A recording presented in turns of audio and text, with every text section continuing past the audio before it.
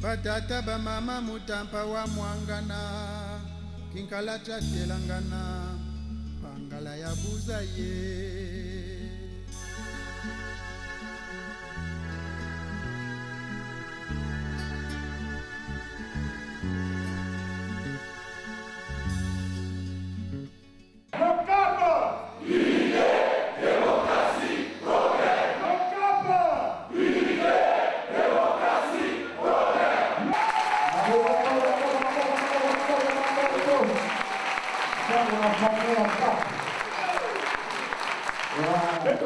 Avec pour changer la constitution, il y a Congo. Tata Sassume Sala, Yani Sala Mbote, Yani Sala Yili, Tamu ya Yani Me.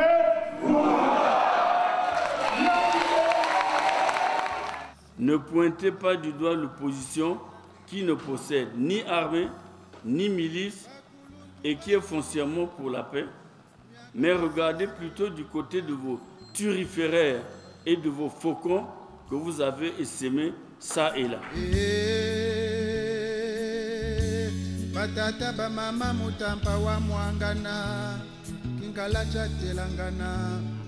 Une présentation succincte du CAP, suivie de la radioscopie du message à la nation du président de la République.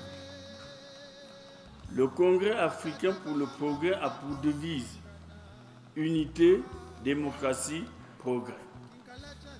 Devise qui rappelle celle de la République, unité, travail, progrès. 3 fois, vous retrouverez le mot progrès. Ce n'est pas par hasard qu'il est ainsi martelé avec insistance, car sans le progrès, toute société, toute institution tend vers son déclin. On parle de progrès économique, facteur de développement, mais aussi de progrès industriel, scientifique et technologique, lesquels sont impulsés et soutenus par la recherche. On parle enfin de progrès social en ce que le développement n'a de sens que s'il contribue à l'amélioration du bien-être de l'homme, de la société. D'aucuns ont suggéré de le rebaptiser Congrès africain pour l'alternance et le progrès. Pourquoi pas? Puisque le CAP est un parti qui aspire à gouverner et l'alternance n'est plus très loin. Mais le CAP, c'est surtout le bon choix, la bonne direction. Adhérez donc massivement au CAP, ici comme partout dans la République.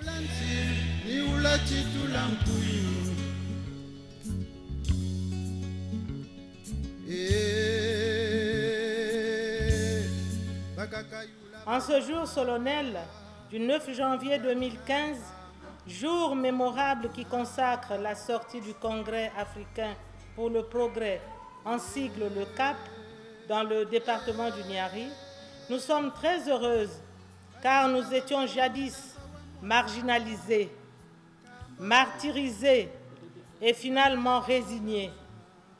Aujourd'hui, requinqués par la création du CAP, nous vous souhaitons la bienvenue et nos meilleurs vœux de bonheur, de combativité et de succès.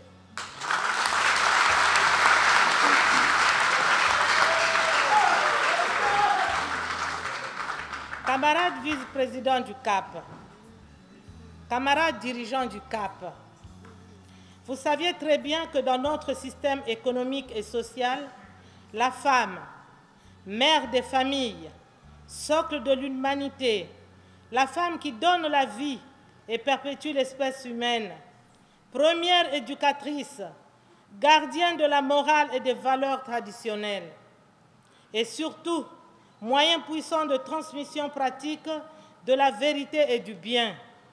La femme donc est condamnée depuis des lustres à jouer des seconds rôles.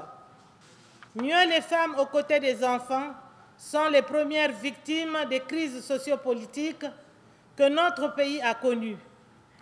Vie féminine d'enfer, des humiliations de toutes sortes, chosification de la femme, simple objet de plaisir que l'on piétine, et que l'on manipule à volonté, serviable et corvéable, à souhait sans darde ni défense, les laissant vivre dans une totale angoisse morale, meurtrie, précarisée et abandonnée.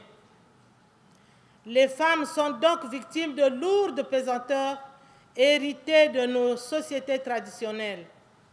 Elles sont les premières victimes du totalitarisme, de la dictature, de la mauvaise gestion du pays, du népotisme, de l'intolérance, des inégalités, d'absence de liberté, du chômage et d'autres méthodes d'oppression qui minent notre pays depuis l'indépendance. La population féminine représente pourtant plus de 51% de la population du Congo, mais elle se trouve être malheureusement celle qui a le moins profité de notre pays.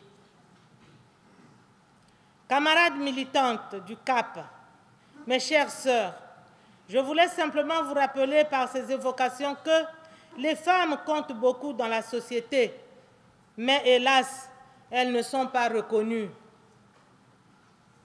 En adhérant au CAP, les femmes des pays du Niari veulent se saisir de cet instrument politique pour se prendre en charge. Nous, femmes des pays du Niari, sommes persuadées que, conformément au projet de société de ce nouveau parti, des idées et des valeurs défendues par le CAP, de l'expérience politique de son équipe dirigeante, les femmes vont trouver enfin un cadre dans lequel elles peuvent s'épanouir et s'impliquer aux côtés des hommes et des jeunes pour s'assumer pleinement.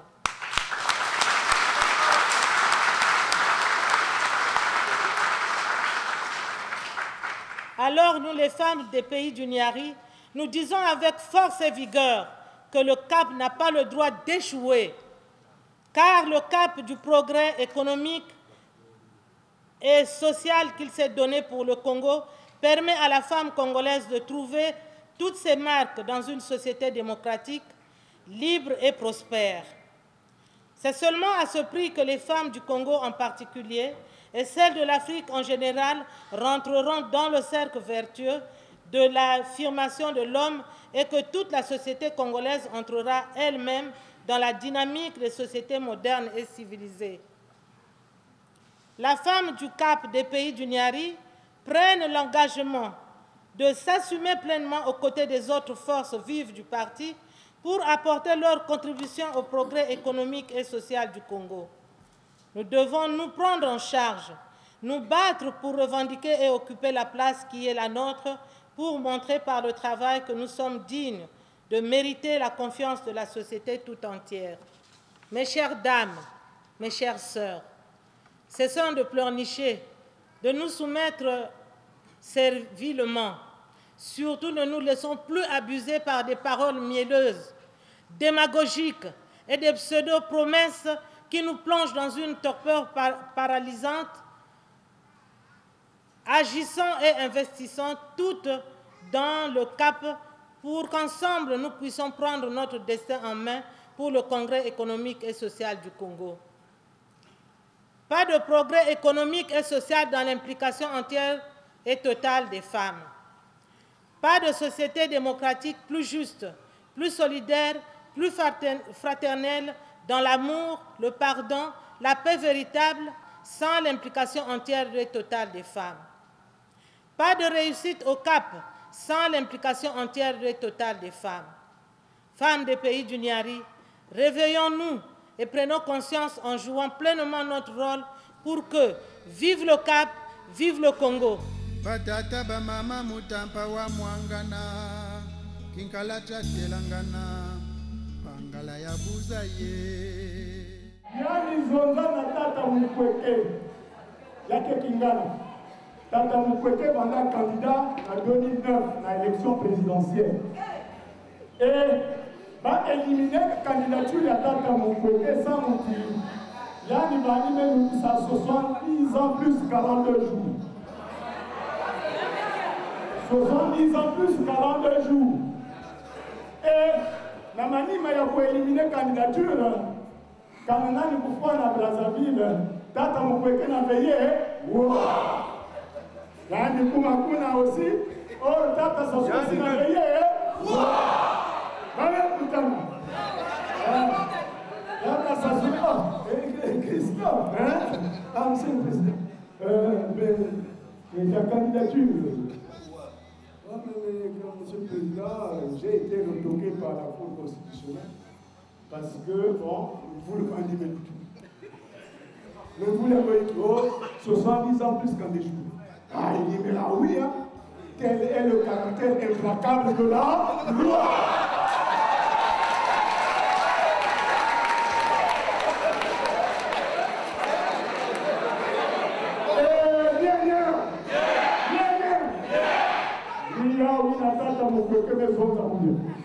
Il y a la limite de âge, il y a la limite de mandat Tata Sassou. Tel est le caractère implacable de la loi.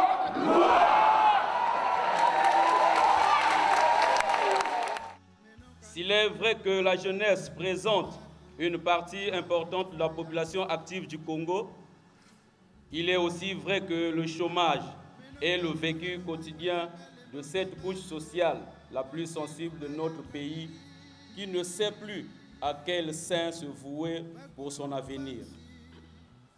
Aussi, sollicitons-nous de la part des dirigeants de notre jeune parti de mettre tout en œuvre pour la résolution de nombreux problèmes auxquels nous sommes confrontés, tant à l'école qu'à l'université, dans la recherche des emplois et autres.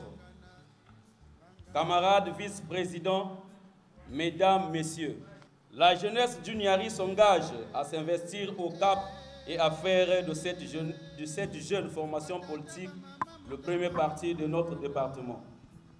Nous sommes prêts pour le combat politique. Nous attendons de vous toutes les orientations et toutes les directives par rapport aux enjeux politiques de notre pays. La jeunesse du Cap Niari, fer de lance du parti, est donc à l'écoute et reste mobilisée pour les batailles politiques en cours pour que vive le Cap, vive la République et vive la démocratie au Congo.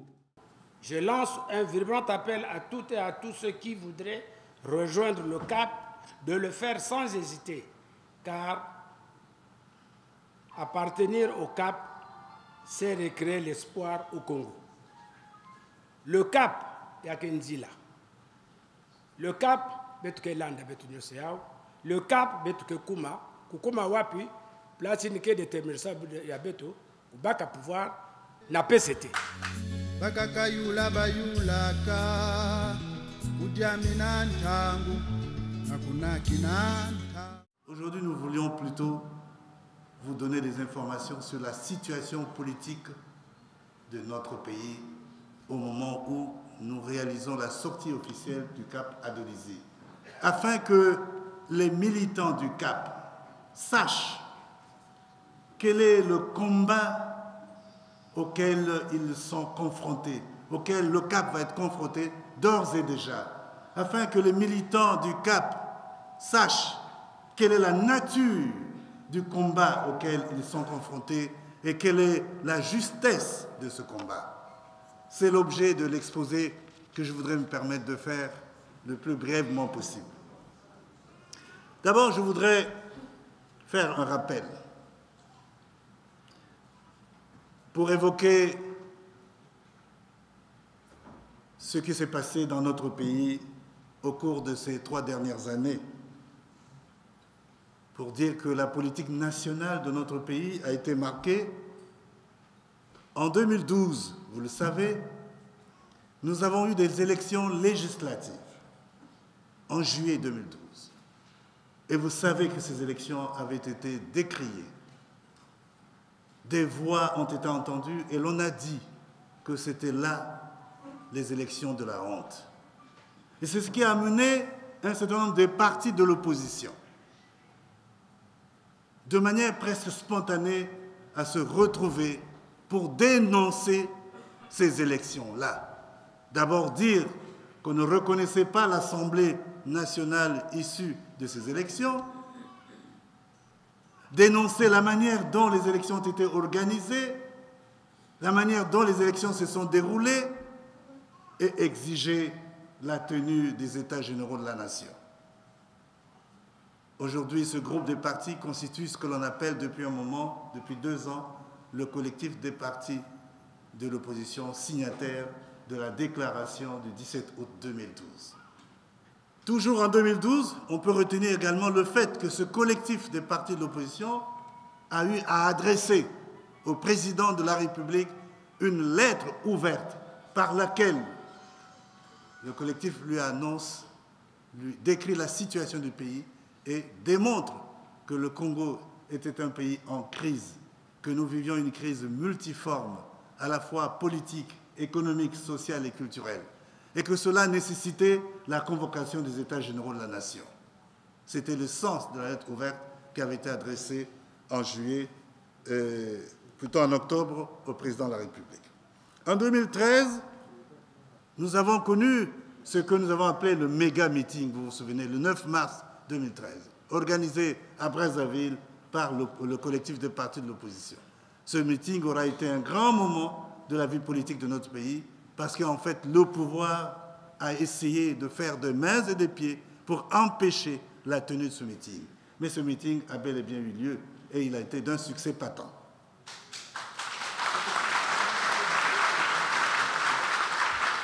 Il y a eu aussi le fameux dialogue de Dolisie, auquel les vrais partis de l'opposition n'avaient pas assisté, parce que nous savions que c'est encore là un simulacre de plus, que ça ne donnerait rien. Et tous les partis qui ont pris part à ce dialogue et qui ont même crié victoire, parce qu'ils avaient par exemple obtenu le recensement administratif spécial, mais se sont désillusionnés, puisque par la suite, ils se sont bien rendus compte que c'était encore un leurre de plus. Parce que vous savez très bien que ce recensement administratif